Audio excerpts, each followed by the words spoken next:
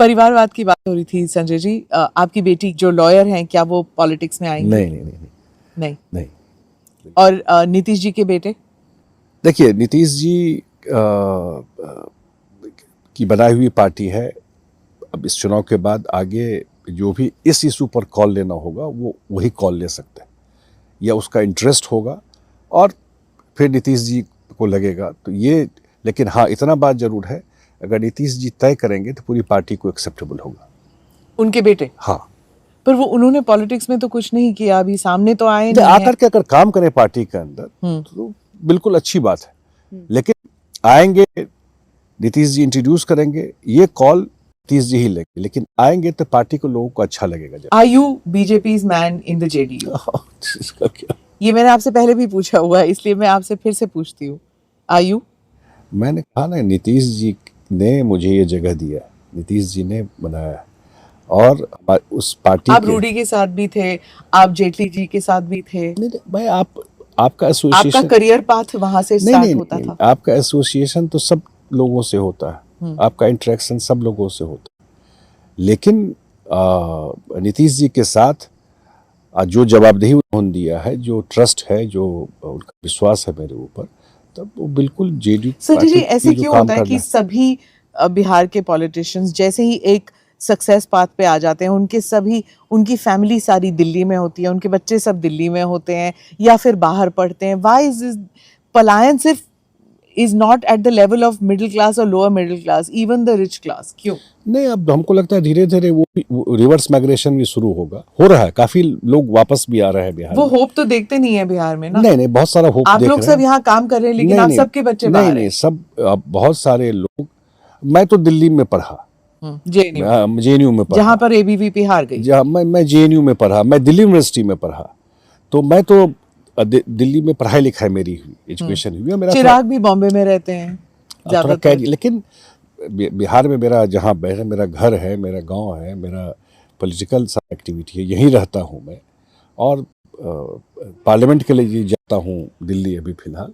लेकिन जहाँ तक मुझे लगता है कि नीतीश जी की आप बात कर रही थी, या उनके फैमिली की बात कर रही थी कुछ? जी जी जी। हाँ, नहीं, आपकी फैमिली भी, उनकी फैमिली भी? नहीं, उनकी फैमिली तो यहाँ रहती है। हाँ, उनकी फैमिली यहाँ रहती है। तो हमारे तो जो बच्चे हैं वो तो लॉयर हो गए, अपना काम कर रहे हैं, लिटिगेशन में चले गए। यही तो मैं कह रही हूँ ना कि सभी जो सक्सेसफुल पॉलिटिशियंस हैं, कैरियर के लिए तो आप कहीं जा सकते हैं, यहाँ पर फ्यूचर नहीं देखते हैं बच्चे पढ़ने के बाद। नहीं, ऐसा नहीं भाई। आपको अगर कोई लॉयर है, उसको सुप्रीम कोर्ट में जाके काम करना है, सुप्रीम कोर्ट तो दिल्ली में ही है ना, वो तो है नहीं हर एक स्टेट में, तो वो तो ठीक है, ये आपका चॉइस है। आप दिल्ली में रहें, इंडिया के बाहर जाएं, कहीं जाके काम करें, वो तो ठीक बात। लेकिन इतना मैं कहता हूं कि अब आपको रिवर्स माइग्रेशन हर एक लेवल पे यहाँ हो रहा है। जो बच्चे लॉ करके बाहर से भी आ रहे हैं, वो पटना हाई कोर्ट में प्रैक्टिस कर रहे हैं। हमने कुछ पत्रकारों से बात की, उन्होंने कहा कि जब वो गांव देहात में गए थे तो उन्होंने देखा कि जो जीविका दीदी, जिनका मेंशन कर रहे थे, जीविका दीदी जो हैं वो महिलाओं को बता रहे थे कि किस तरफ वोट देना है। Isn't that wrong? नहीं, मुझे नहीं लगता है। आपको कहा उन्होंने देखा, क्या उन्होंने किया, किसको वोट देने के लिए कह रही थी? कहीं पे स्लो डाउन कर रहे थे, कहीं पे कहीं स्टीमर पास नहीं आ रहा था, मतलब कि मैनिपुलेशन। ये सब अपोजिशन के नैरेटिव की बात जो भी लोग आपको बताया है, ये तो ओपन सब जगह है, जो लोग वोट डाल रहे हैं, प्रचार प्रसार सब करता है, लेकिन कोई जाकर के किसको समझा दिया उसके, ये तो हम। और दूसरा कह रहे थे कि महिलाएं जो हैं कुछ इलाकों में तीर का निशान ढूंढ रहे थे, उन्हें ये नहीं पता था कि कमल और तीर एक ही है। तो जहाँ पर बीजेपी का कैंडिडेट है और आपका कैंडिडेट नहीं है, वो समझ नहीं पाई, वो तीर को ही ढूंढ रही थी और समझ नहीं पाई कि बीजेपी को वोट देना है वहाँ पर, क्योंकि नीतीश जी को वोट देना चाहती थी, लेकिन दे कुडंट अंडरस्टैंड। तो यहाँ कहीं पे आपको लगता है कि कैंपेनिंग में कोई चूक हुई है? नहीं, हमको नहीं लगता। अब कहीं इंडिविजुअल एब्रेशन में कहीं एक जगह कहीं हुआ हो, लेकिन लार्जली ये कोई इशू हमको नहीं देखा। कैंपेनिंग तो मुझे लगता है कि जितना इंटीग्रेटेड एनडीए का हर एक पार्टी का हुआ है, तो उसमें कहीं कोई चूक नहीं थी। विशेषज्ञ कह रहे हैं कि ये इलेक्शन जो है महिलाएं और जेनजी ये दो मतलब पहले बार जो वोट दे रहे हैं ये दो तय करेंगे कि अगला मुख्यमंत्री कौन बनेगा और कौन विधानसभा में ट्रेजरी बेंचेस में बैठेगा. Do you agree? Largely yes. महिलाएं का बड़ा रोल है और वो इन्वॉल्व है, लेकिन बिहार में मैं टोटलिटी में जेनजी जो आप बोल रही हैं बिल्कुल उनका भी सरकार को लेके और बनाने को लेकर के है, लेकिन एक बात जरूर है, जेनजी फैमिली पॉलिटिक्स के खिलाफ है.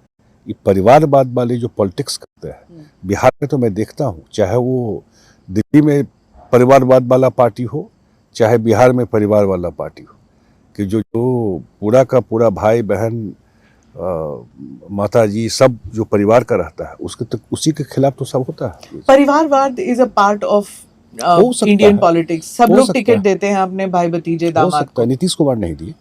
उनका तो कोई है नहीं ना, बेटा है लेकिन आपने कैसे नहीं सिलेक्ट नहीं किया. नहीं, हु सेड नहीं है. उनका पूरा इतना बड़ा परिवार है, बेटा है, भतीजा है, भांजा है.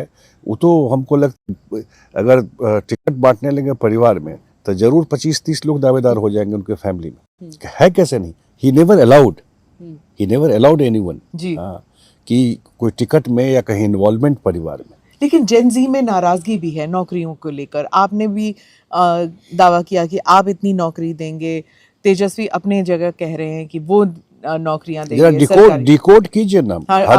हर एक परिवार में नौकरी इस देश में कौन इकोनॉमिस्ट समझा देगा. आप भी कभी पूछिए उनसे. जो बिहार का बजट है और जो आप हर एक परिवार जो बिहार का पॉपुलेशन है उसमें हर एक परिवार में जॉब देंगे, जरा कैलकुलेट करके बताइए. तो अब कुछ भी आप क्या कर, और पब्लिक जानता है कि कोई क्रेडिबिलिटी नहीं है, ट्रस्ट नहीं, कोई विश्वास ही नहीं करता है इन सब चीज़ों पर. जॉब इशू, अनएम्प्लॉयमेंट कोई बिहार का इशू नहीं है, देश भर और दुनिया भर का इशू है. लेकिन लार्जली बिहार में नीतीश कुमार जी ने एड्रेस किया है इस चीज़ को. एक चीज़ जो मिसिंग रहा बिहार में, जिस पे ट्रस्ट है सरकार का कि अगर हम लोग आएंगे नेक्स्ट 5 ईयर इस पर हम लोग का मेजर ट्रस्ट होगा, वो दो चीज़ है. एक, यहाँ इंडस्ट्री नहीं लगा और उसका हिस्टोरिकल रीजन है, उसमें मैं भी नहीं जा रहा. नीतीश जी चाहते भी तो 5 साल पहले नहीं लगा सकते थे. बेसिक चीज़ें ही नहीं थी इंडस्ट्री के लिए. तो उस पर थ्रस्ट देना और उसका एक एडवांटेज हम लोगों को है कि एक सेंटर है जो सपोर्ट कर रहा है इस चीज़. नमस्ते, जय Hind. You're watching ANI podcast with Smita Prakash. अगर हम उसको मस्जिद कहेंगे तो फिर विवाद होगा. इशू टूटा है क्या भारत? 400 पार का मतलब ये है कि संविधान खतरे में है. क्या हम लोग ये निर्देश देते हैं कि फला को गिरफ्तार करके जेल डाल दें? वही तो कह रहे हैं सब. ये बेबुनियाद निराधार आरोप. सच्चा सुनना चाहो देखो स्मिता प्रकाश ANI. It does not lie.